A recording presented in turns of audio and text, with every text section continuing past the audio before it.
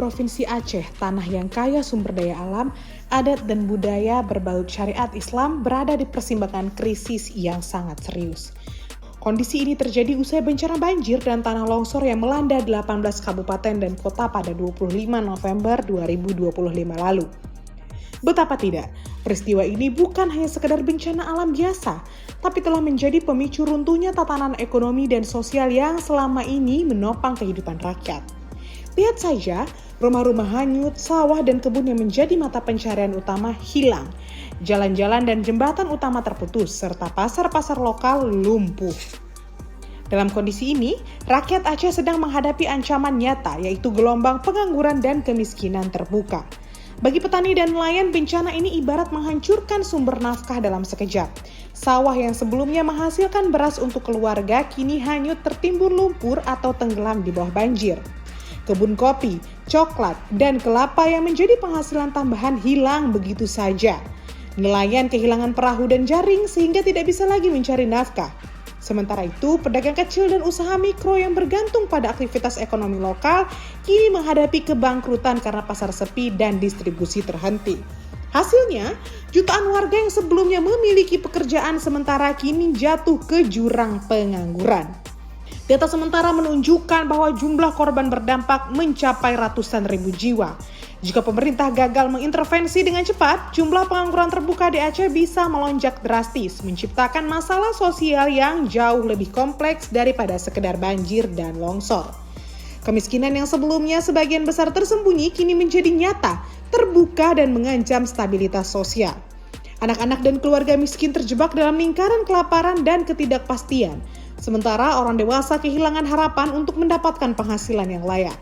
Di tengah situasi ini, bulan suci Ramadan yang tak lama lagi alias sudah di depan mata, justru menjadi pengingat pahit tentang kebutuhan pokok seperti beras, minyak, dan air bersih yang belum tercukupi. Banyak keluarga dalam tenda-tenda pengungsian dengan akses air bersih terbatas dan sanitasi yang memprihatinkan. Sementara ibadah Ramadan harusnya menjadi momentum spiritual, kenyataannya menjadi momen penuh kecemasan dan makanan sehari-hari. Anak-anak menahan lapar, ibu-ibu berjuang menyiapkan makanan seadanya, dan kepala keluarga dihantui ketidakpastian masa depan. Ancaman pengangguran dan kemiskinan terbuka ini juga memiliki implikasi makroekonomi Aceh. Aceh sendiri menargetkan pertumbuhan ekonomi sejumlah 6% pada tahun 2026. Namun dengan kerusakan besar pada sektor pertanian, perikanan dan usaha kecil, target ini nyaris mustahil tercapai. Pengangguran meningkat, daya beli masyarakat menurun, dan kemiskinan meluas.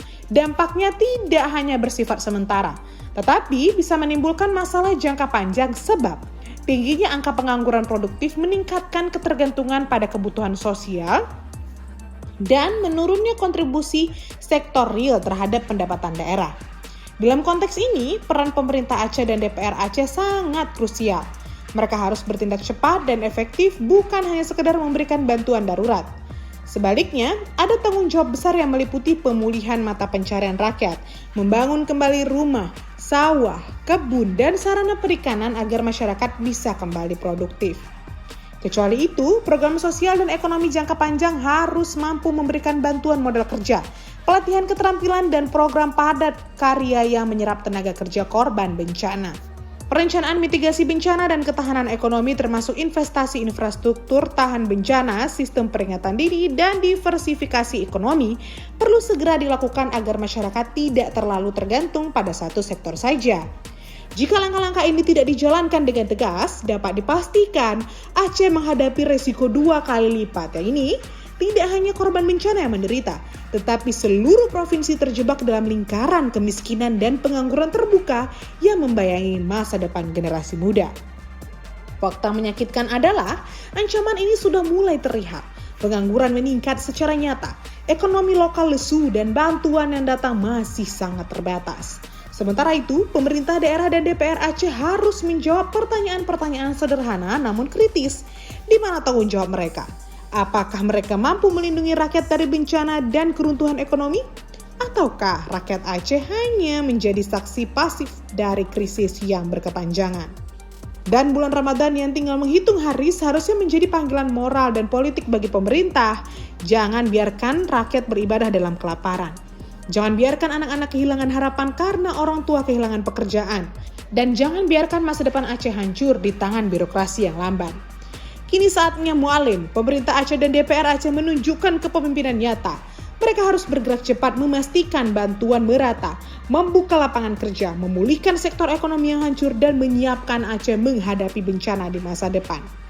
Kecuali itu, Mualim harus dapat memastikan bahwa semua korban berdampak mendapatkan sembako, air bersih, obat-obatan, dan sanitasi layak tanpa tunda. Caranya, dengan menggunakan data akurat berbasis lokasi agar bantuan tidak menumpuk di satu daerah sementara daerah lain kekurangan. Termasuk melibatkan relawan lokal dan organisasi masyarakat untuk mempercepat distribusi. Selanjutnya, segera laksanakan program rehabilitasi rumah rusak dan jembatan atau akses jalan agar korban bisa kembali menempati hunian layak. Menggunakan sumber daya lokal dan padat karya sehingga warga terdampak sekaligus mendapatkan pekerjaan sementara. Mualim juga harus mampu menciptakan program padat karya yaitu perbaikan infrastruktur, irigasi, dan fasilitas pertanian termasuk mengupayakan adanya modal kerja dan pelatihan bagi petani, nelayan, dan pelaku usaha mikro agar mereka bisa bangkit produktif.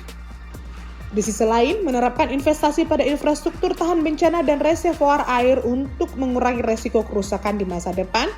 Begitupun, transparansi dan akuntabilitas tetap menjadi pedoman dasar dengan cara mempublikasikan secara rutin laporan bantuan, rehabilitasi, dan penggunaan anggaran.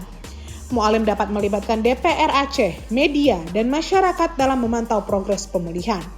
Khusus prioritas menjelang dan memasuki bulan suci Ramadan dan perlindungan sosial, Mualim dapat memastikan kebutuhan pokok selama Ramadan terpenuhi seperti beras, lauk pauk, air bersih, dan perlindungan anak-anak.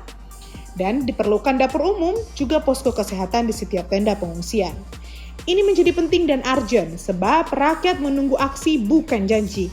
Ancaman pengangguran dan kemiskinan terbuka bukan sekedar statistik. Ini adalah kenyataan hidup yang dihadapi jutaan warga Aceh setiap hari. Aceh sedang diuji. Ujian ini bukan hanya soal menangani bencana, tetapi soal kemampuan pemerintah dan DPR untuk melindungi rakyat dari kemiskinan dan kehilangan pekerjaan.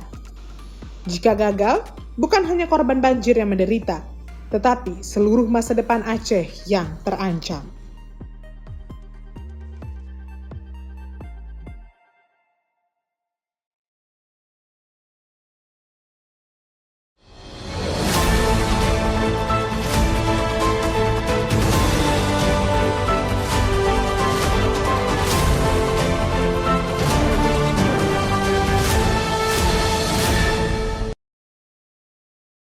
Jangan lupa like, komen, dan subscribe. Serta aktifkan lonceng notifikasi